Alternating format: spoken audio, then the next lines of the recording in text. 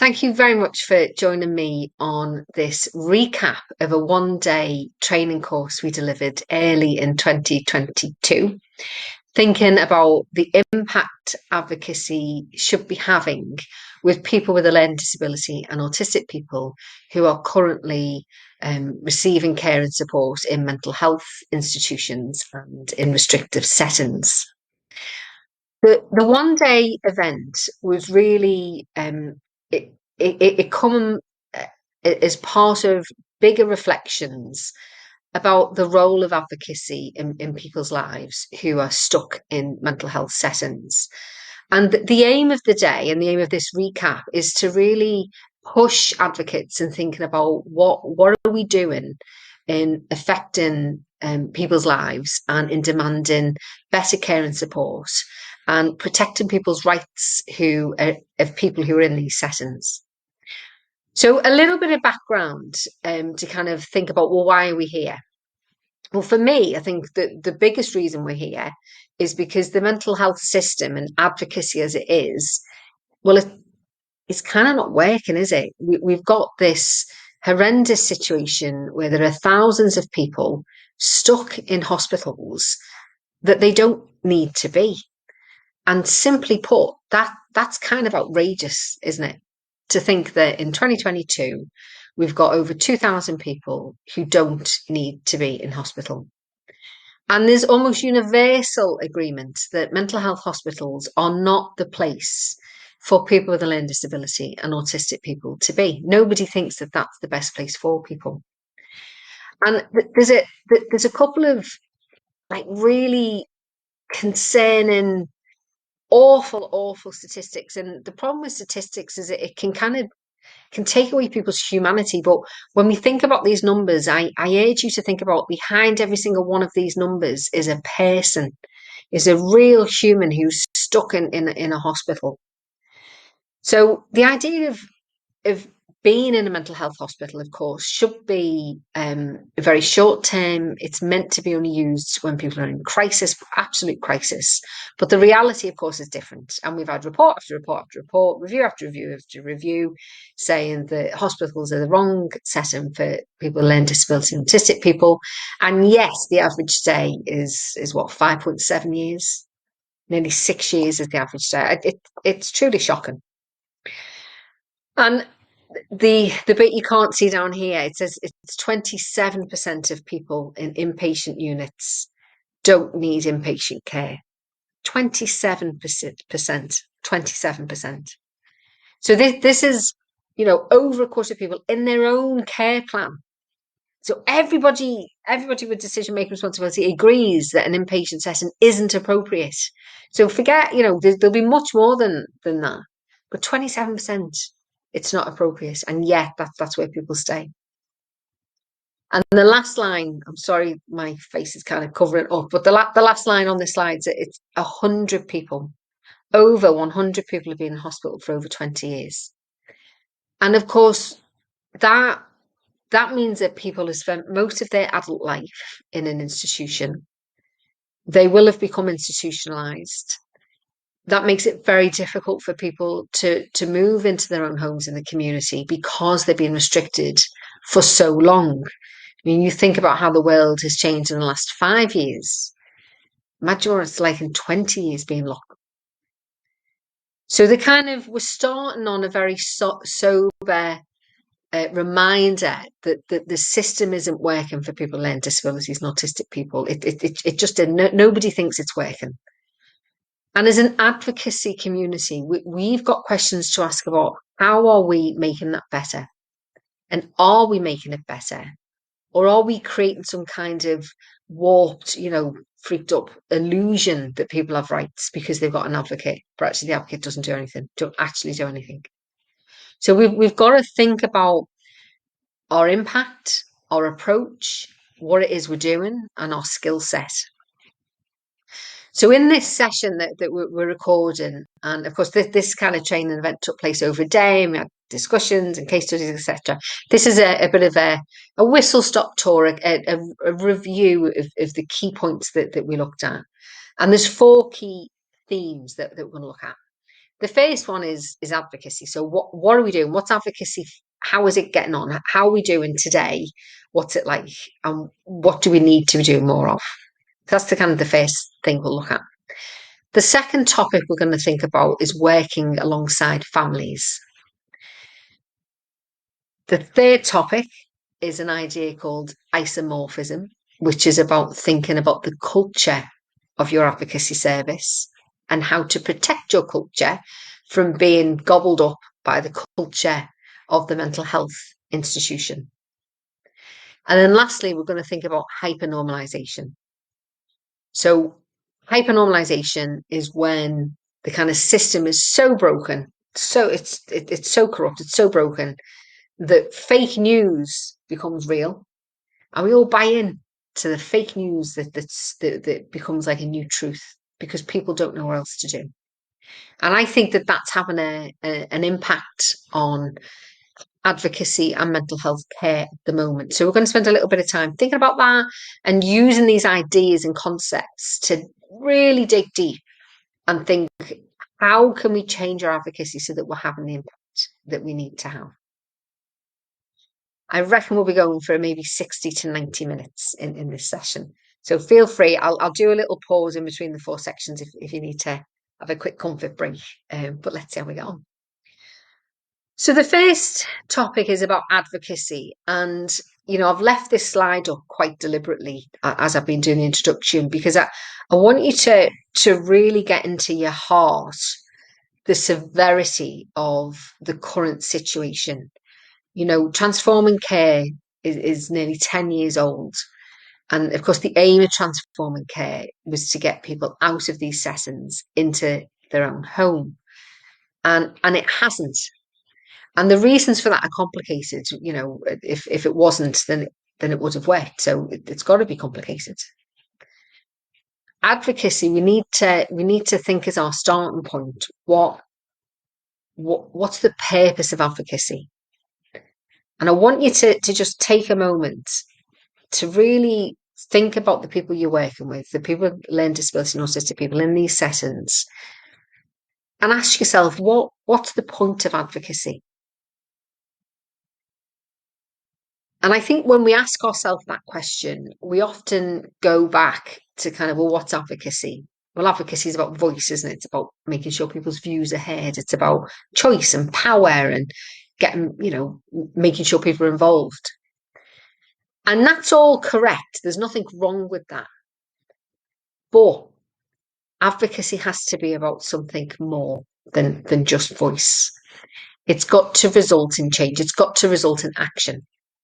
And if I think about the people I've met over the past few years and people's families who are, have loved ones stuck in these restrictive settings, there seems to be kind of two buckets of concerns, two buckets of problems. One is the quality of care whilst they're in hospital. So, and in that theme of buckets would be concerns around staffing not understanding autism or understanding the person's learning disability, staff not understanding about communication, restricted practice, people not being able to leave the hospital, Section 17 leave not being arranged, all of the day-to-day problems that people experience on the ward. And then the second big bucket is about discharge. It's about, how do we get my loved one out of hospital? How do we get them into their own home? And it's interesting because I never hear people saying that I work with in this context. I never hear people saying, oh, I need an advocate in order to be heard. It's kind of, the stakes are bigger than, not that being heard isn't important, of course it is, but we're talking about people's lives. We're talking about safety and living good lives, happy lives, joyous lives, meaningful lives, not about attending a meeting. And I think that's got to be our starting point when we're reflecting on the impact advocacy needs to have for people with learning disability and autistic people who are in these places. And one of the things I'd like you to think about is, at the moment, advocacy seems, and I'm going to be really truthful here, I'm going to respect your time and not fanny about with, I don't know, plaudits and I'm going to be honest, and the honest Kate thinks that we are absolutely obsessed with issue-based advocacy, and it's not right. This reliance, this obsession with issues, with um, fixing things and then coming out, um, obsession with referrals. You don't need a referral to provide advocacy to somebody in a mental health setting. You can just go onto the wards and meet them and have a cup of tea and have a chat. You don't need a referral from the responsible clinician or the hospital in order to go meet somebody. And the problem with issue-based advocacy, as I see it, is that we are responding to issues rather than responding to the person. And I think we need to kind of get back to that old school advocacy where advocacy is about relationships. It's not about issues. Advocacy is long term. It's not short term, in and out, fixing, closing, reopening, closing, reopening. It's about staying with that person for as long as it takes to get them out of hospital and into a brilliant home where, as what Tricia Nicol calls, a gloriously ordinary life. Ordinary. It's what we want. Ordinary lives, doing ordinary stuff, going to the pub, going to the park, going to the cinema, just doing normal, ordinary things. If we become fixed on single issues as an advocate, then we are unable to see the person as a person. We just see them as a patient in a hospital who needs help on a particular issue. And I think that there's a problem with that. That there's a problem, and we're going to kind of think about that in the next hour. But for now, think about your advocacy and think truly, do you have the space to respond to the individual person? And what that means is time. Do you have time to get to know the person, build a relationship before you even start thinking about advocacy, before you start thinking about rights? What 1 hour a month at a ward round or 1 hour it isn't enough. We've got to invest time and be committed to the individual if we are to have any insight and rapport into and a relationship with that person, in order to then figure out what it is that we've got to do.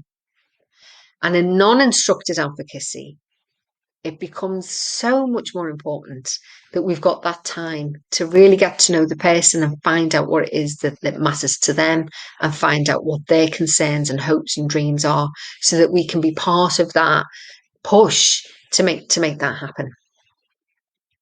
So if you're part of a service and you're watching this and you're thinking, oh, that's great, that's lovely, but our commissioner caps our hours, I would urge you to question that. I would urge you to question, does the commissioner actually cap your hours, or is it just a myth that we think the commissioner caps their hours? Because like interest secret, when we ask commissioners, they're not capping hours. They have guidance and kind of ways to work out funding, but the idea of a commissioner saying, right, you cannot work more than 10 hours with this person every month. It's a myth. It's a myth, actually. So if you've got that in your service, talk to your commissioner, talk to your manager, and do I have the freedom to spend as much time as I need? Can I spend 3 hours this month just having a cup of tea with somebody, just so that they get used to me? Can I spend 3 hours this week playing jigsaws or watching a bit of TV or doing knitting or whatever it is that the person is interested in, just so that they get used to me before I even talk about advocacy and make that offer of an advocate? Because that's what we need advocacy to do. We need to move away from single issues, and we need strong relationships with people, so that we can figure out what the heck they need in order to live this ordinary life that many of us take for granted. So 2 reflective questions to think about. How are you currently approaching your advocacy? Is it about single issues? Is it short term? Is it time limited? Is it experience like that? And if so, how do we shift so that it's more rounded, it's more longer term? How do we talk to our managers and our commissioners so that you can protect that time that you need, and you can go wherever you need to with advocacy. I mean, sometimes we get in issue-based advocacy, we get really fixated on like the issue. Is it a mental health issue? Is it to do with the Mental Health Act? And lots of times advocates lack confidence in kind of getting stuck in, because the thing that needs fixing, or the outcome that the person wants, isn't to do with the Mental Health Act. For instance, housing or benefits or discharge planning even. I've heard lots of him saying, oh, we don't do that. You just imagine that. We don't do that. We we don't do that's outside the IMHA role. It's absolute bollocks. It's not outside the IMHA role. It is integral to your IMHA role. If the person wants help and needs support on those issues, it's absolutely sensible for you as an advocate to get stuck in. And reassuringly, I can tell you that the Code of Practice and the Mental Health Act, nowhere, nowhere do those documents say that IMHA and advocacy has to be issue based. Nowhere does it say you cannot support on housing, you cannot support on benefits, you cannot support somebody with employment and training, or it doesn't say anything. What it does say is it gives a list of things you can do, things like why the person's detained, challenging that detention through appeal, and so on. But then at the bottom, it says you can help on any other issue as long as it's connected to the person's care and support, and it's about enabling their participation. Housing, discharge planning, pets, activities, all of these things you can justify under that clause if anything else, because that's about people's well-being and that's about their life. So I encourage you to have a very open heart and kind of open mind about what you can do as an IMHA, and be very mindful of any thoughts that you or your colleagues have that go along the lines of, oh, that's outside of our role. You would really be hard pressed, in my view, where that's true. So think about your advocacy. Think about, how am I being led, and really walking alongside this person for the long term, not just for the couple of weeks or a couple of months, but for years. How is my advocacy going to impact on this person's life? So we're going to pause now, let you have a quick cup of tea, press pause on the video, and I might just move because the sun's a little bit bright in my eyes, but I'll see you in a minute.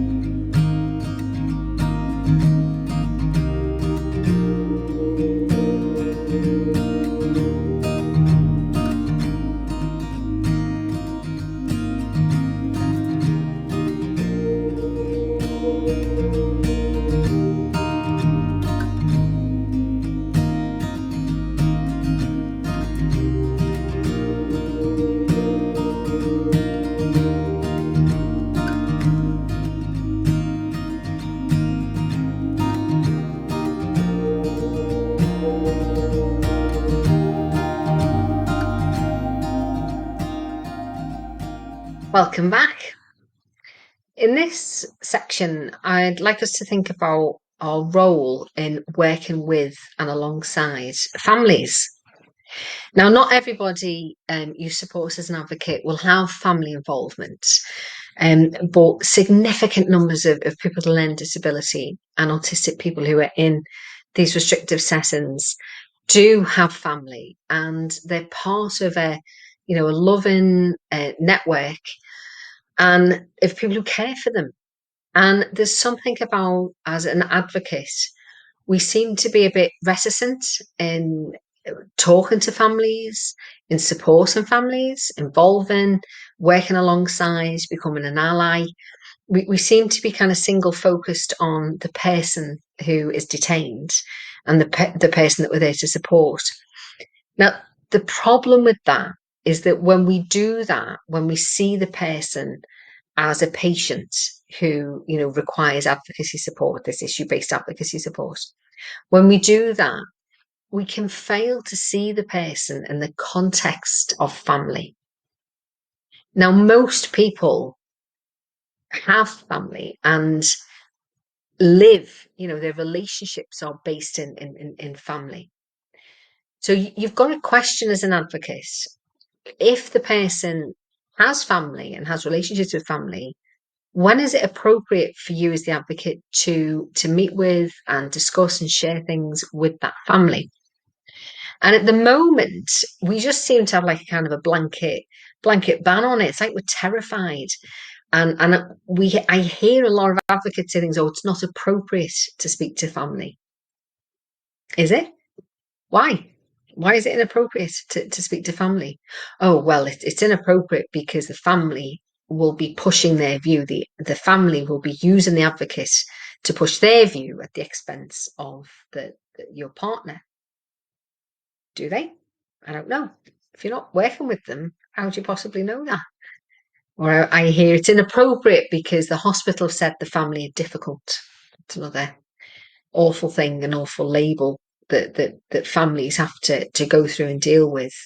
And because the families have had years of this kind of trauma of seeing their loved one receive poor quality care, and the family are the ones shouting about it and raising concerns, they then become labelled as difficult and they become labelled as problematic.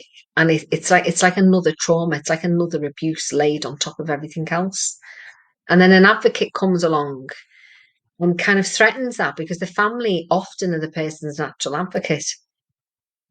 So we've got to treat very carefully. We're not just going into, to somebody's life fixing these single issues. We've got to be very respectful and careful, tread lightly, to be very respectful of family involvement. And this quote that you've probably read by now is something that an advocate said to me once about, and the advocate, really experienced advocate, said, we talk with professionals without even thinking about it. You get a referral, and the first thing is you call the professionals up and find out about what the person likes, dislikes, how they communicate, what the plan is, and you have this conversation. But we don't with families. And it's almost like there's an assumption that it's safe to do that with professionals, that, I don't know, some kind of professional courtesy, that we assume that the professionals will give us the correct information. But that needs challenging. That needs a little bit of critical thinking, because hospitals aren't always safe places for people. And we forget that. We assume that people will be looked after well and will be receiving care and the right support. But we know that that's not true all of the time.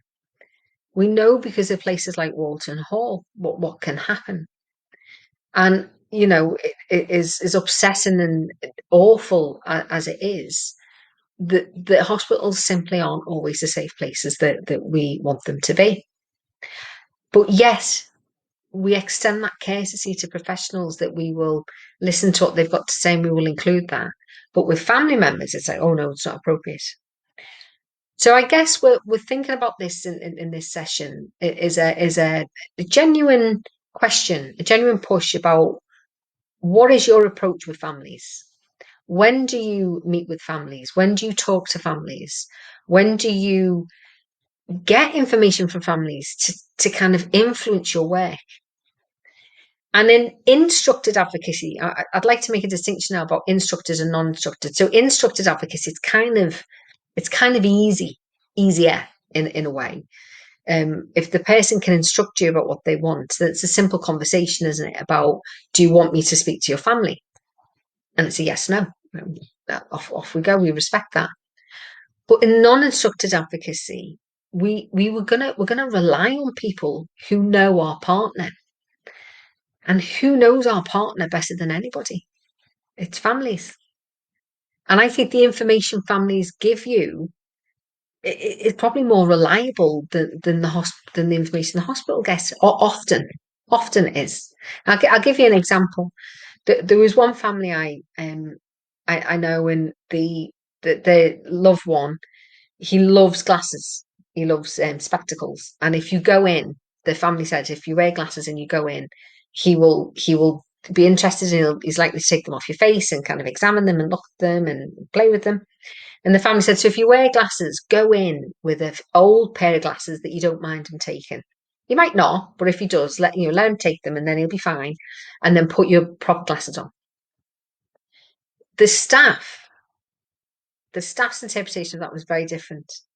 The staff's interpretation was he can be aggressive towards people with glasses, and you shouldn't wear glasses, because if you wear glasses, he will try and take them off your face and damage them.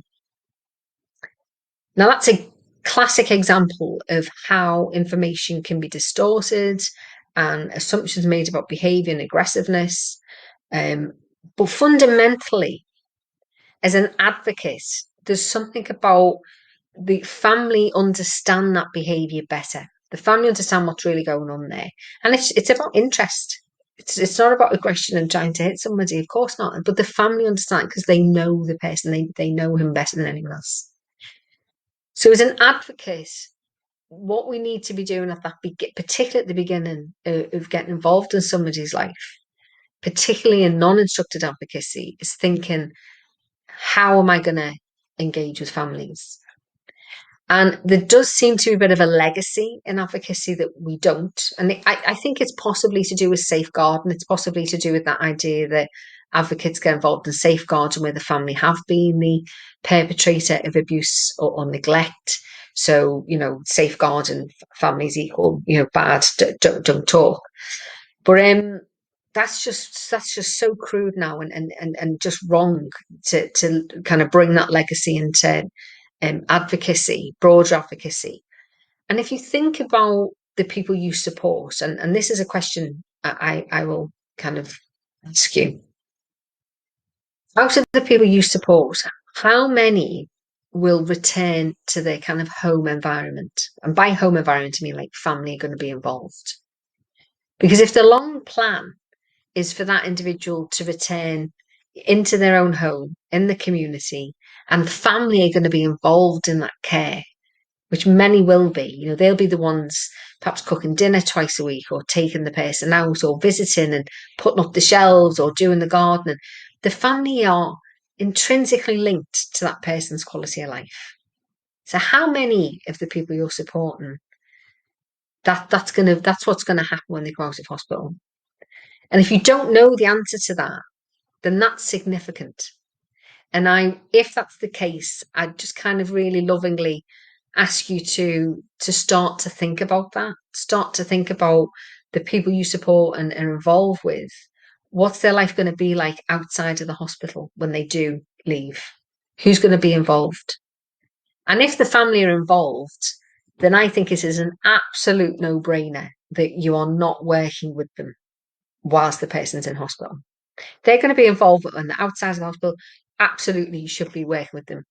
And there's sometimes an opportunity there for you to almost like join the family team. It's like you're the person's natural advocate. I'm going to bring a little bit of expertise in rights and understanding the system and skills in communication and making that happen.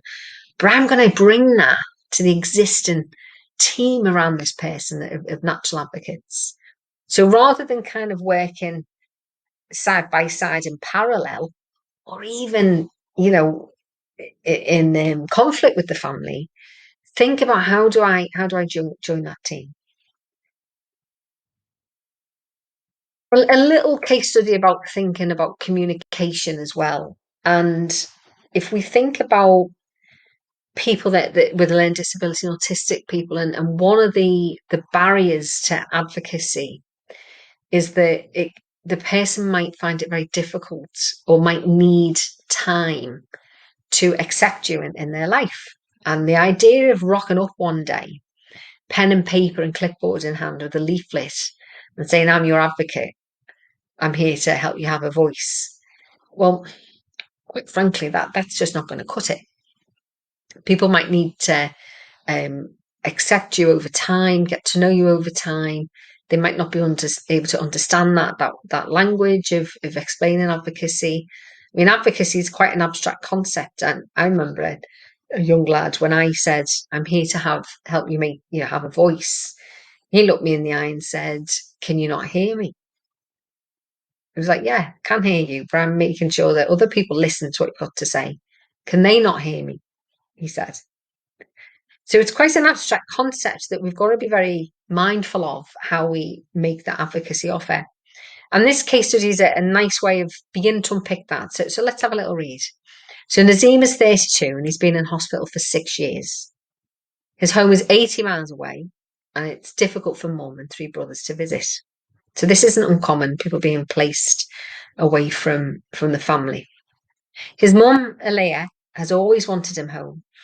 And she believes the hospital's a dangerous and frightening place for him. She's constantly raising concerns.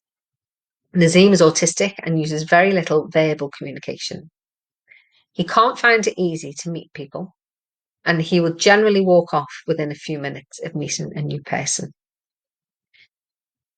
And it feels to me, if you were Nazim's advocate, that there are kind of 3 people you can meet with first. Who do you go to first? So you could go and see Nazim, and generally what will happen is he'll tolerate you for a few minutes and then he'll walk off. And most advocates would then interpret that as he doesn't want an advocate. It's going to be distressing for me to go back. Careful of that one. So we might not want to go and see Nazim first. So then we've got 2 other choices then. Do we speak to the professionals first or do we speak to family? And you're not going to be surprised to hear me advise you to speak to family first. So we're going to speak to the professionals, about kind of just that very practically about risk. Is Nazim okay today for me to go and see him? But in terms of communication and what works with Nazim, I'd be asking parents and the brothers about that. What works? What's Nazim into? If you find out that Nazim is a big Tottenham fan, for instance, I will go prepared. I might go on a football shirt or I might go prepared to talk about Tottenham. If he's really into cars, I might take a magazine about cars. I'm not going to go in talking about advocacy and tribunals and ward rounds. I need to go in very gently to see Nazim as Nazim. But to do that, I need a bit of help from family. How does Nazim communicate? Very little verbal communication. So how does he express that he's happy? How does Nazim express he's worried about something?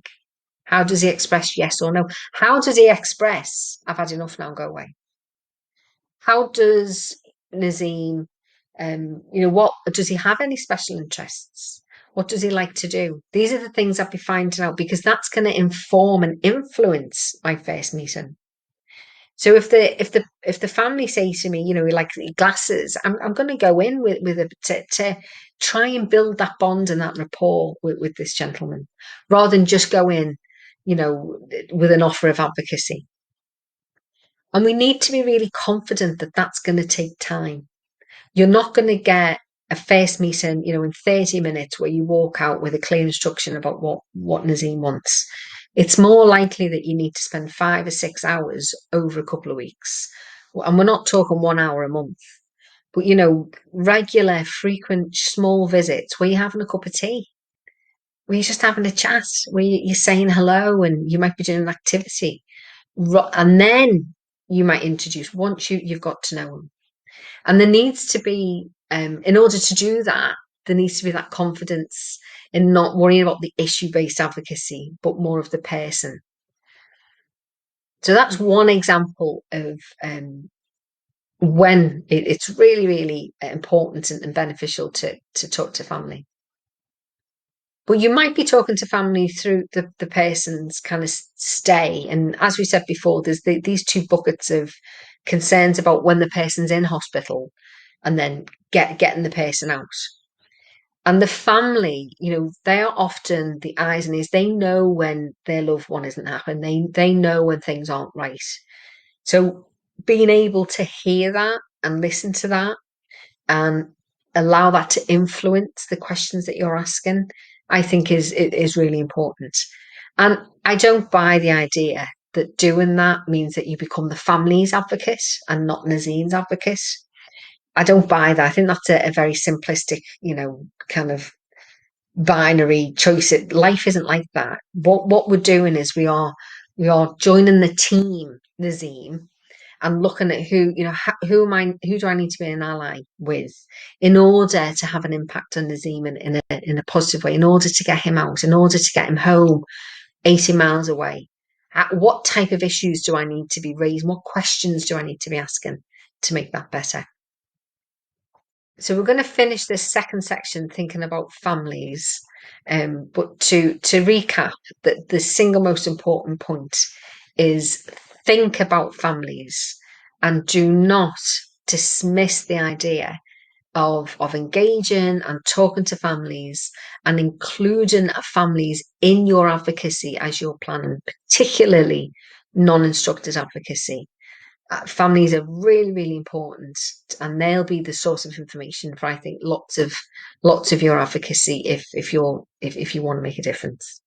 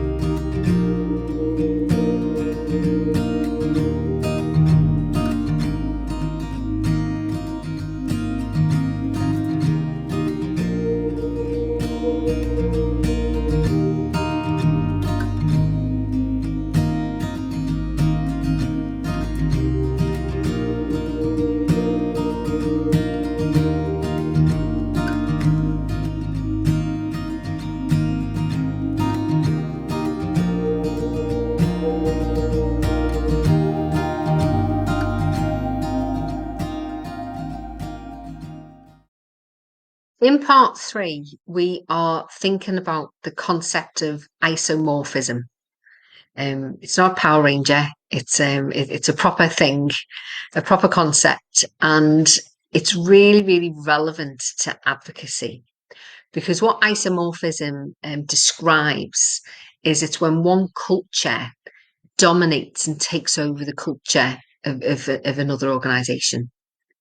And this is really, really important in advocacy, because advocacy services, you guys, are often a smaller service, an independent service, operating in a well-established, huge institutional NHS or private hospital culture.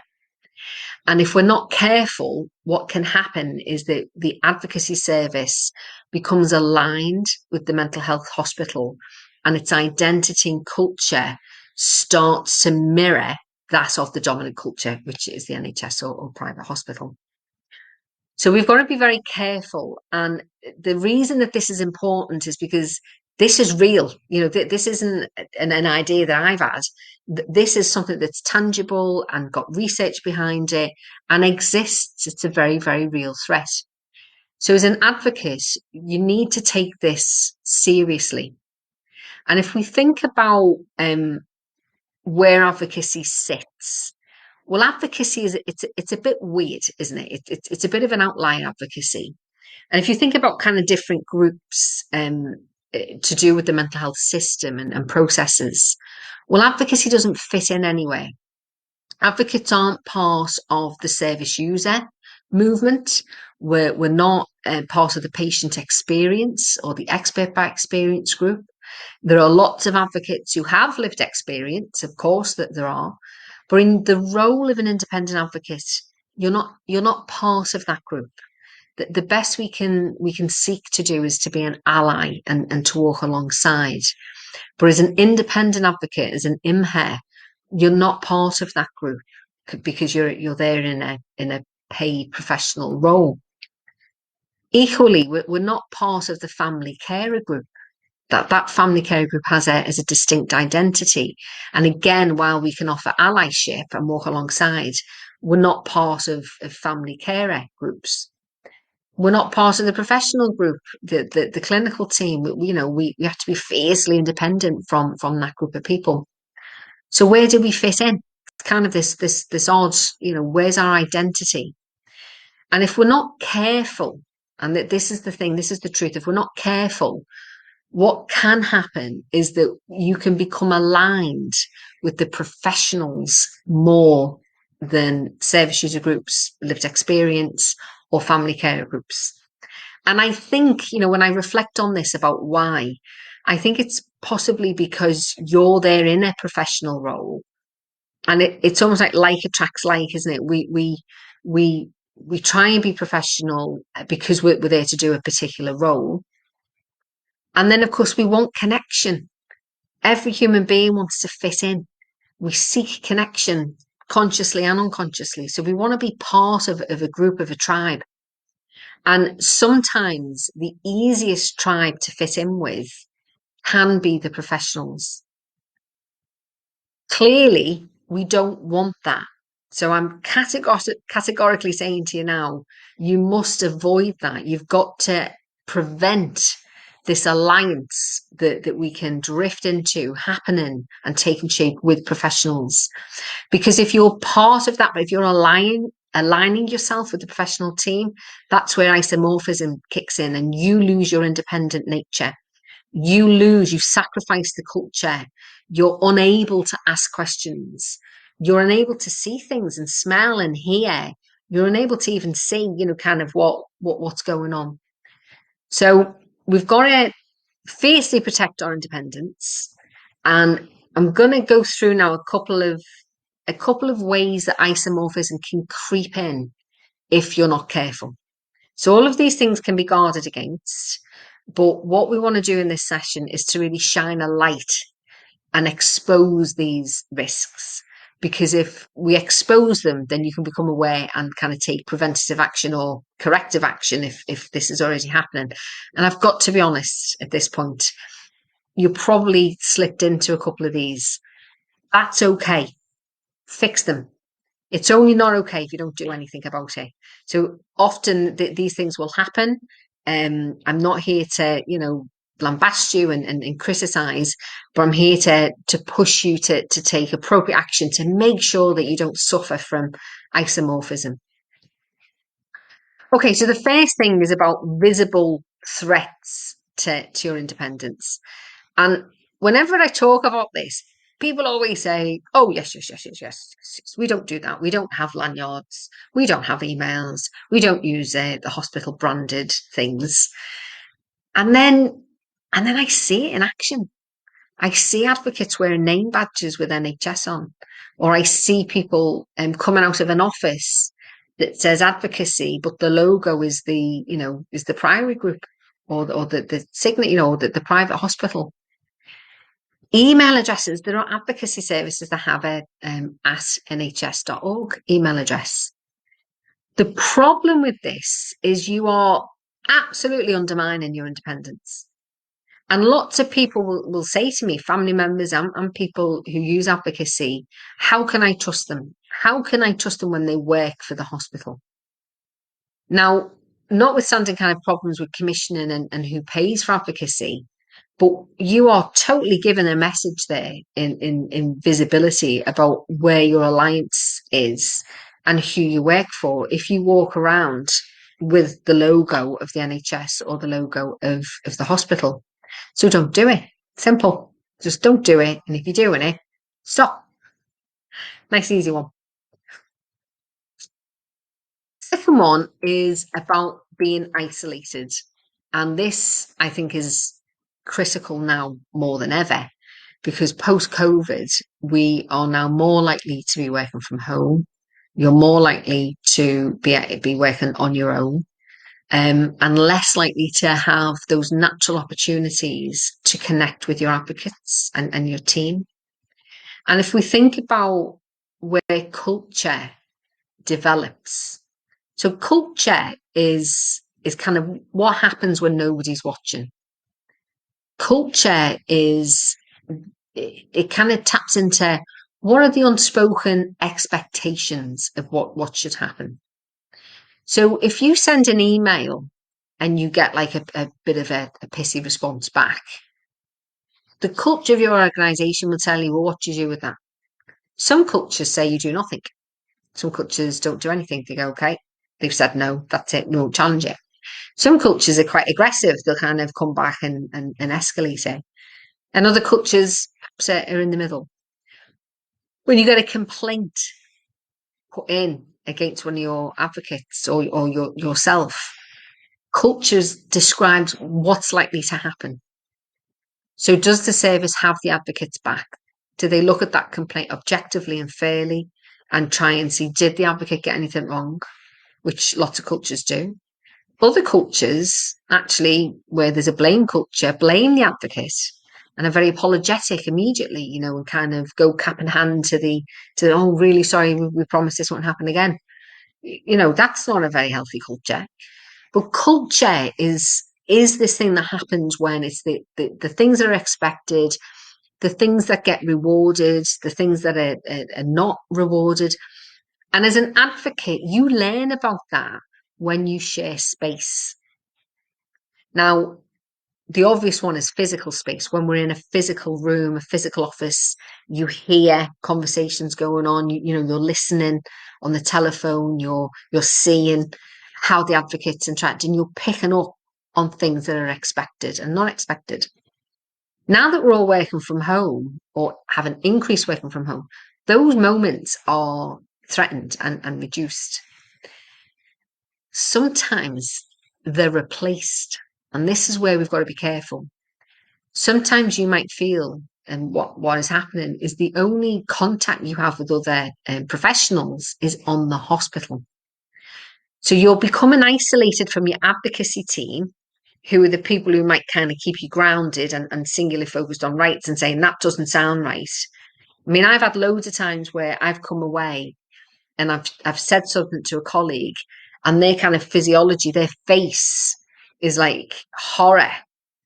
And it makes me think, oh my God, I need to get back in and kind of do something with that.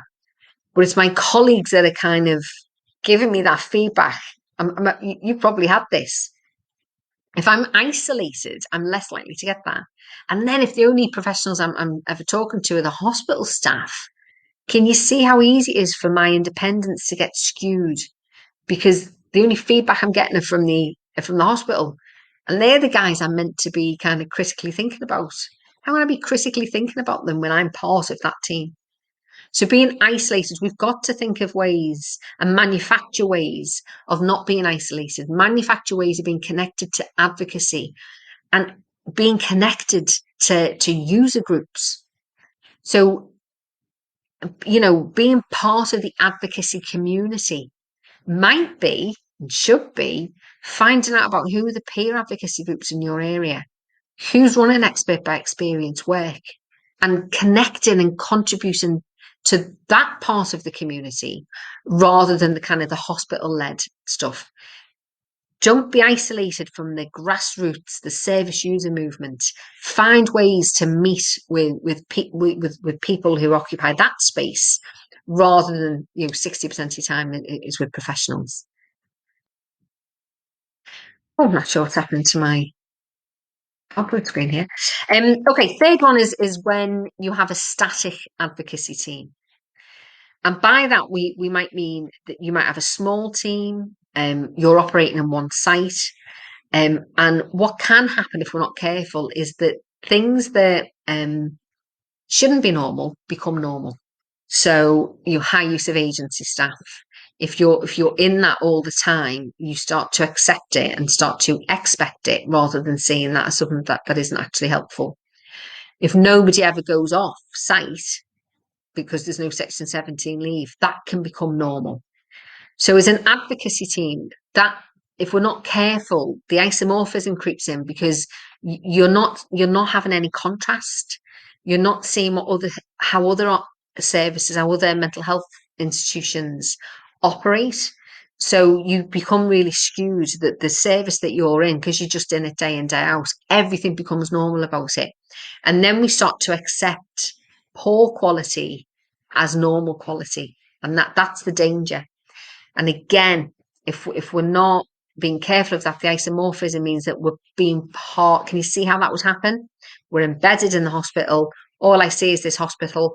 I'm becoming aligned and I feel part of the hospital. The next area is absolutely when we identify with staff and we start buying in. We almost start to like justify why the hospital are doing certain things. And I know I've done that. I know I've felt sorry almost. I've felt compassion for the staff. For instance, you're going on to a very busy ward. You can see that the staff are trying the best, but they're understaffed. And so there's nobody to take the person out on Section 17 leave.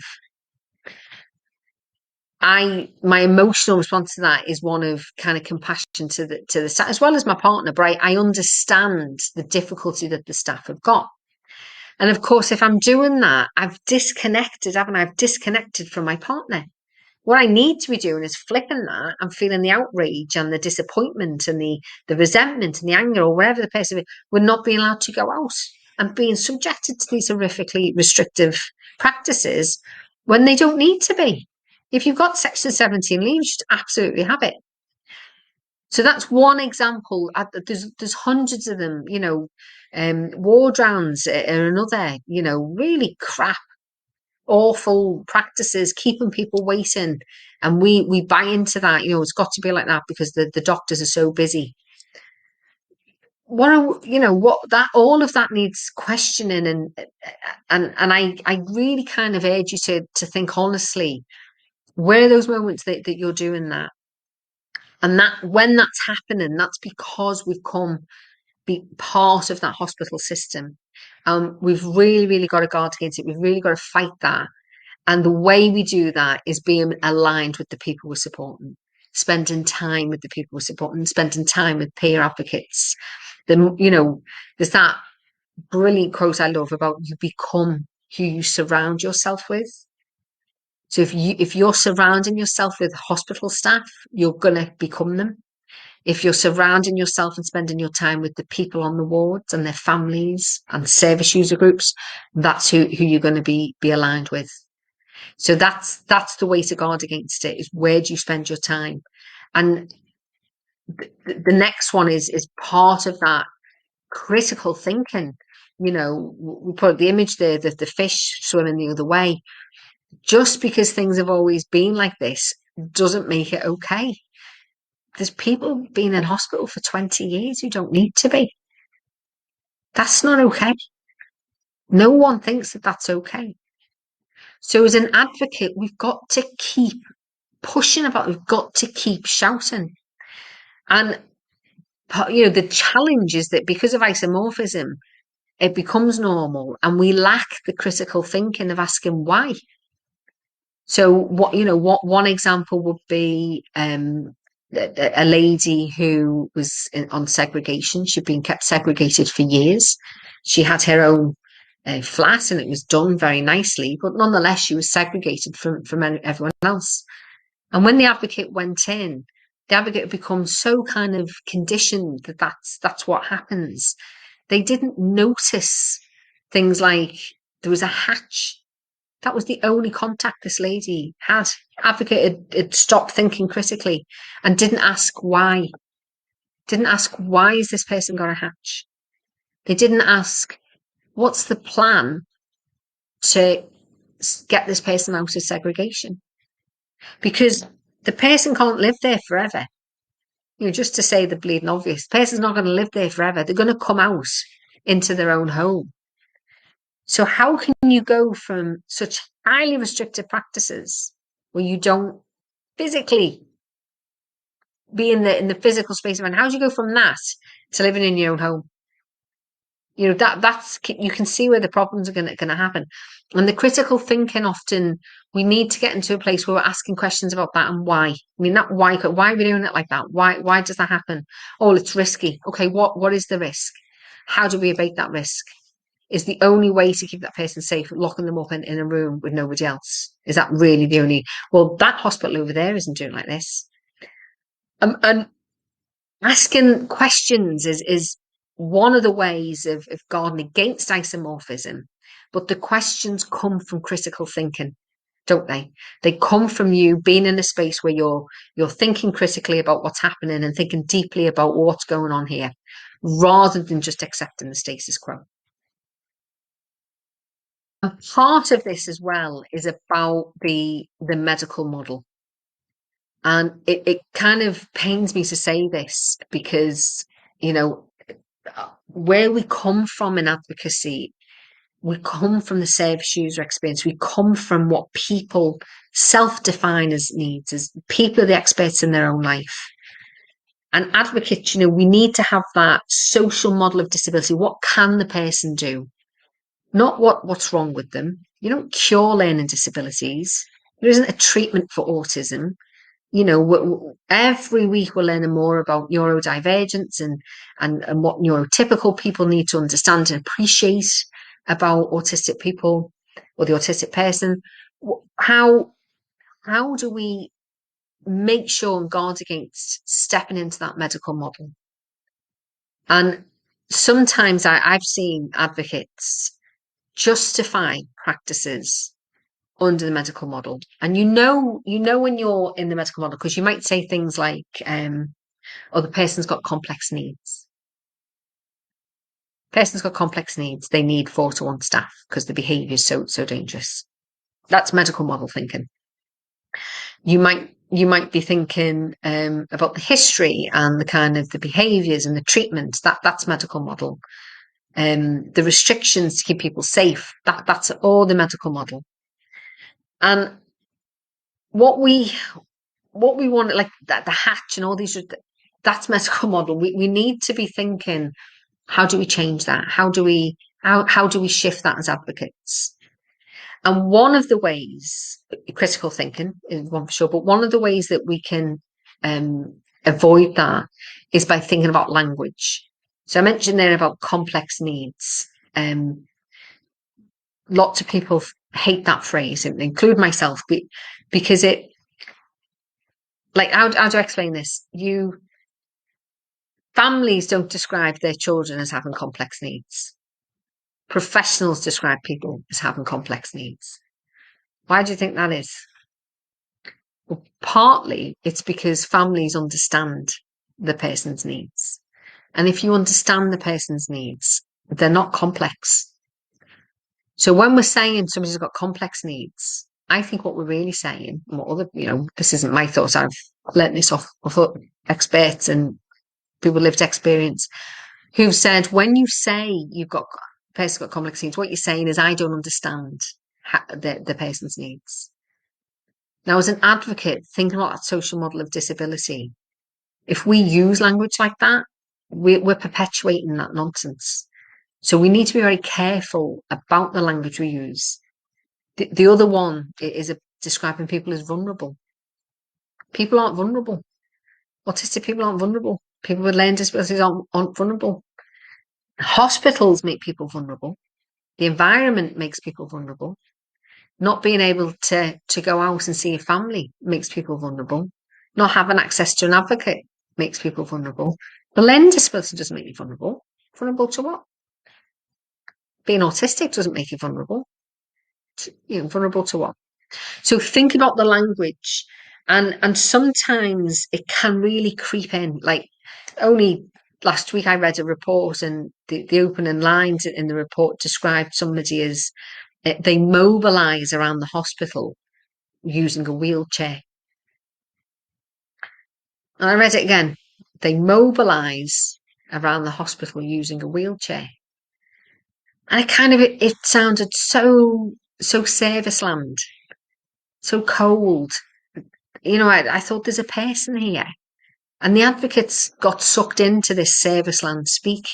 And it might sound a bit trite and a bit, oh, it doesn't matter, but it does, because when we get into that service land speak, we can dehumanize people.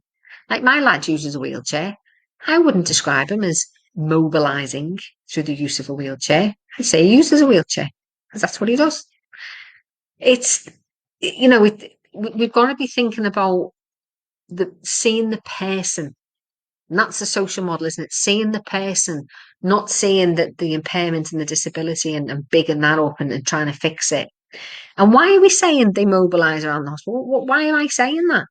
Am I trying to describe this kind of and infantilise and make vulnerable and suggest that they're weak and in need of saving and this kind of pity porn that happens? No. As an advocate, we're there to think about what the person wants, can do, what makes them happy, what gives them a meaningful, purposeful life. Or, as Tricia Nichols calls it, a gloriously ordinary life. How do we as advocates make that happen rather than thinking of the autism and managing, the learning disability? So there's some things to be thinking about with isomorphism.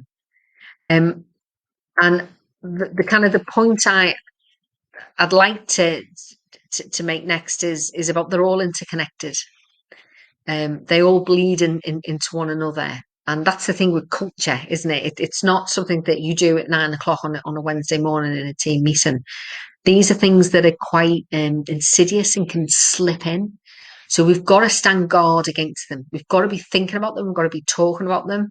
You need to be, with your colleagues, checking. Have they become aligned? It sounds like they're more understanding and appreciative of the staff's perspective than the partner's perspective. And we need to talk about that because as an advocate, you've got to be aligned with your partner's perspective and experience. How can you be an advocate on their side if you're not? So grab a piece of paper and just write down a few words that come to mind when you think about the culture of the hospital. Is it person-led? Is it patient-centered?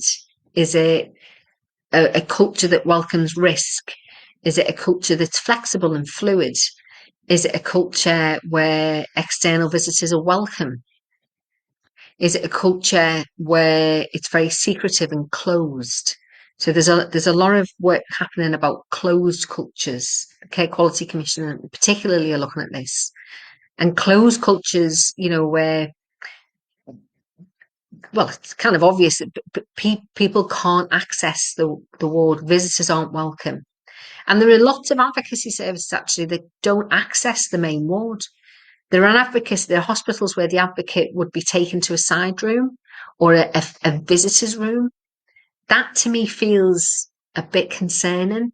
You need to be able to access everywhere where patients go. Wherever the people go, you need to go. Not, and I'd really insist on that if I was the advocate, that you can access the wards and access the communities and access the places where people are segregated. But if the culture of the hospital is very closed, just write that down. Try and describe it. Try and think of some words that capture the hospital. A staff welcoming, a staff defensive. How would you describe that culture? And then spend a minute just reflecting on the culture of your service. How would you describe the culture of your service? Is it risk averse or is it risk welcome? Are people blamed or are people supported? Are mistakes welcomed or are mistakes like the worst thing that you can do? Is the culture of your service one where you're rewarded for poking around? Does your manager really and your colleagues, do they really support you when you feel that something isn't right, but you don't know what it is? How do they respond? Do they talk you out of it? Or do they encourage you? Do they say, yes, go in and, keep going? Just earlier today, literally about an hour ago, I had a conversation with a really dear friend of mine, and she said something about, and I said to her, that's a load of rubbish, that doesn't happen. And we were talking about parents, and she basically said, oh, you never shout at your kids. And I said, don't be silly. That never happens. That's load of rubbish. And she was kind of beating herself up. What she said to me was fascinating. She said, you know, for someone who's meant to be one of my best friends, you tell me I talk rubbish a lot. And I kind of laughed and I said, yeah, I do. I said, and that's because I hold you to a high standard. You're welcome. And we laughed and, you know, we shared a little moment. But it's a bit like that in our culture and in your teams. You need to keep your colleagues to a high standard. And that's the culture of your service. Are you encouraging people to ask these difficult questions? Are you encouraging your colleagues to make these challenges? And likewise, do you get that support? Because it is hard. So, but is the culture of your service one where that's encouraged or discouraged? And depending on what words you've written, you already know kind of what needs to change. Do you need more of what you've got? Or does the culture of your service really need to shift? So we're going to leave it there in terms of isomorphism. I hope that's given you some food for thought around some of the ways isomorphism can creep in, and some suggestions, of course, of how to guard against it. Go grab a cup of tea and we'll come back for part 4.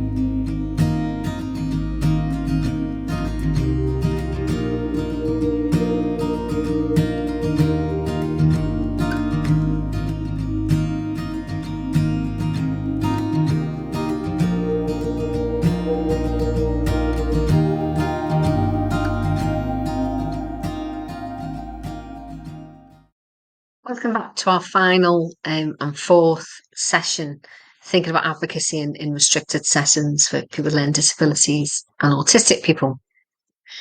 This topic is going to look at a concept called hypernormalisation.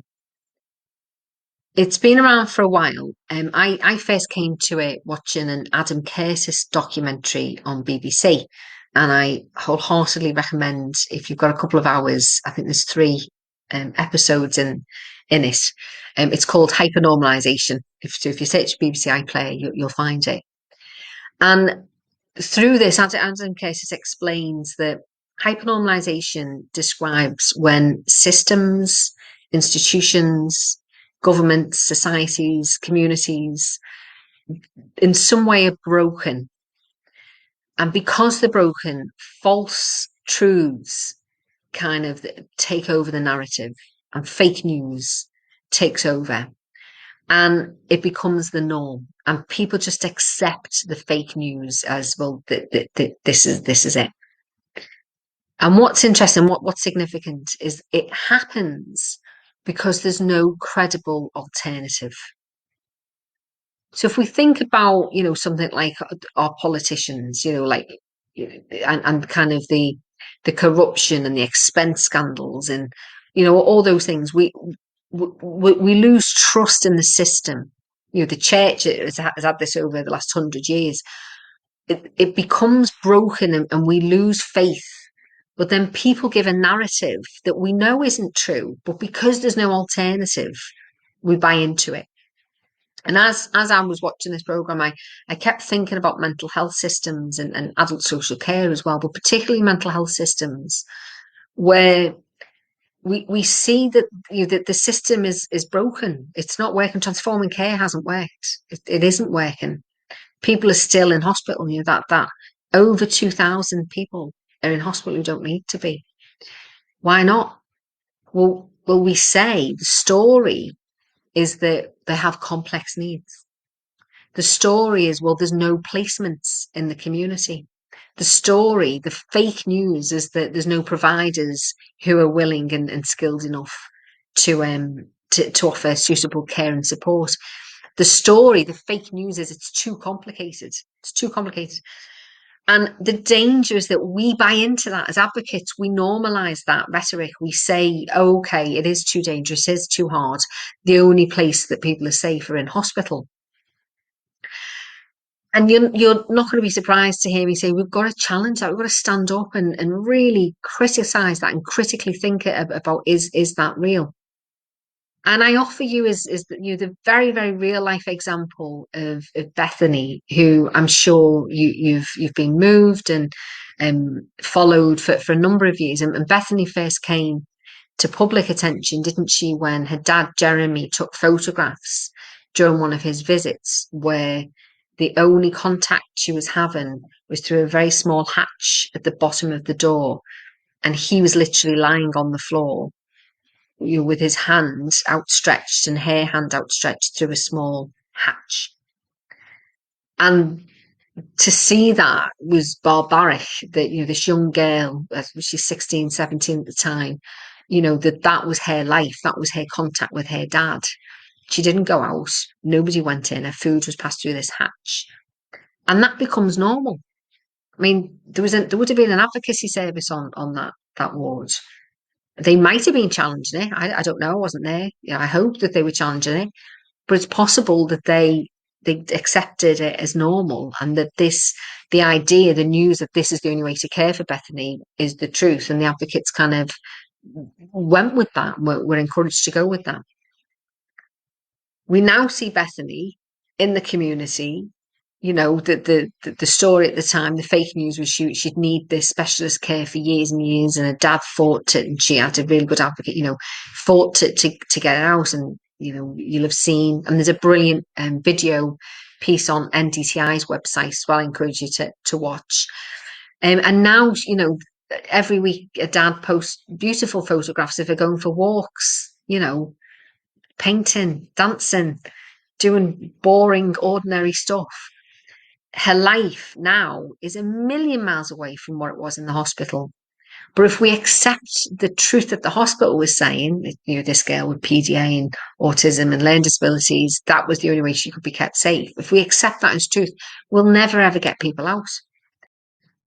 There are certain things that you can be particularly, looking for and sensitive to. And if we see any of these, it's almost like we need the metaphorical bell to ring, to grab your attention and question whether this is true, question whether this is just fake news that's become new. So the obvious one is any time somebody is described as too complex, the needs too complex for what? Too complex for whom? Exactly, specifically, what are these complex needs that are just too complicated to possibly meet in the community? Who's saying that? Do you need, as an advocate, to get independent voices in, to do independent assessments, to try and establish, a different idea, a different interpretation? This idea that there's no suitable homes, it's a great example of hypernormalisation. This has become the story. There's no placements. What if we stopped saying that and we started calling it for what it was, where there's no will, there's no drivers, there's no will. The NHS fund people in hospital, and the local authorities have to fund people in the community. The local authority really going to be wanting, hey, yes, come out with these big packages of care that we have to pay for. The truth is that there's a barrier there in terms of funding arrangements. The truth is the money that's needed to pay for people to pay for care in the community is a lot cheaper than actually being in hospital, but it's the local authority that pay. And then the money that they do pay is often minimum wage. I don't want people on minimum wage caring for somebody who has, specialist communication skill needs, who needs people with great skills and great understanding about autism, not somebody on minimum wage. That's the truth. That's why there's no suitable homes. Not that there's no providers, is that we're not prepared to pay. So having conversations like this can call out and challenge hypernormalisation, because we a bit like that shining, the best disinfectant is sun. It's the truth, isn't it? It's shining the truth light on things. Is it really that there's no suitable homes, Or is it that the commissioner just can't be asked, or hasn't got the creativity, or is inept, or just hasn't got the determination to find a way? And as an advocate, if you got the tenacity and determination to find a way and to get the right people in. Another thing I often kind of balk at is this idea of 6-to-1 in the community. And again, it feels as if we go from highly restricted settings where people are segregated, and then the only alternative is to put 6 people in, because should something go wrong, then we need to restrain the person, and that's the only safe way to do it. It's kind of this bonkers, perverse way of thinking about what good care and support looks like. So we need to question that. We need to look to examples like Bethany, where that's not happening, and people are supported, and of course it's not plain sailing and, sunshine and birds singing every day. But the idea of 6-to-1 people in somebody's own home, is that true? Is that true? The use of segregation, the use of restraint, the use of PRN. Advocates I was talking to last week, she was reflecting on a time where she went in to see somebody, and the lady she couldn't form her words, and her eyes were droopy, and the advocate straight away went to the staff and said, what medication is she on? Why is she on this much medication? Can we get this reviewed? Can we reduce this medication? When is it being reviewed? And was really tenacious with that, pushed for it. And it was the next time she went to see her, the medication had been reduced, and the lady was able to communicate verbally and, coherently. It's things like that, that we need to be that critical thinking, isn't it? Thinking, why is this true? Does that person need it? Oh, well, yes. Who said that? When? Oh, they've always had that. Okay, well, we need to fresh pair of eyes on that. The use of hatches as well, it's horrific. I'm amazed and shocked at how many people are still having that as part of their day-to-day care. And I think what I find shocking is that this isn't like for a one-day period when somebody's is in crisis, probably because the environment.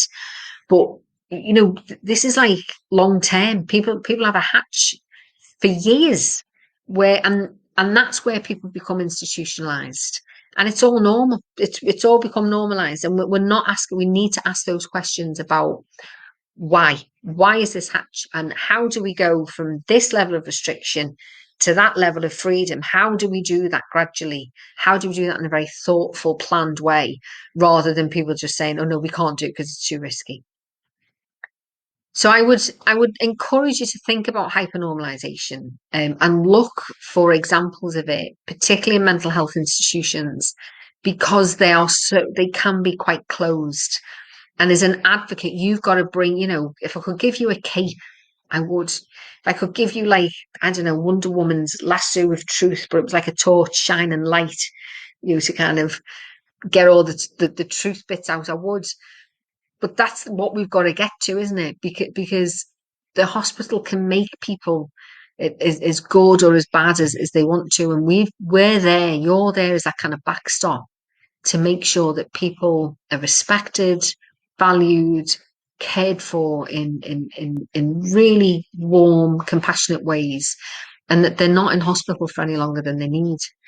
And all those things, while I'm saying them, seem fundamental basic human rights, and I shouldn't even need to say them.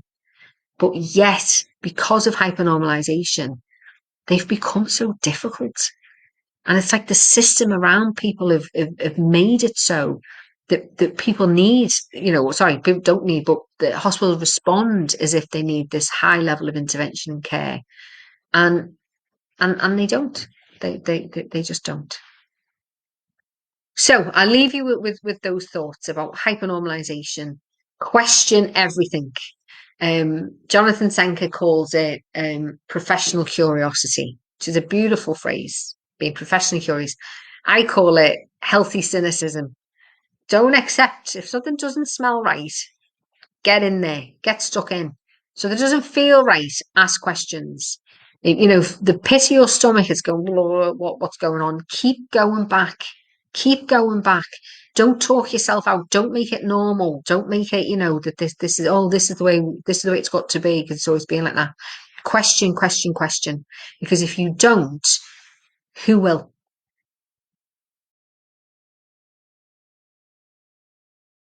So thank you for joining me for that refresher and recap on some of the ideas we explored on the training day.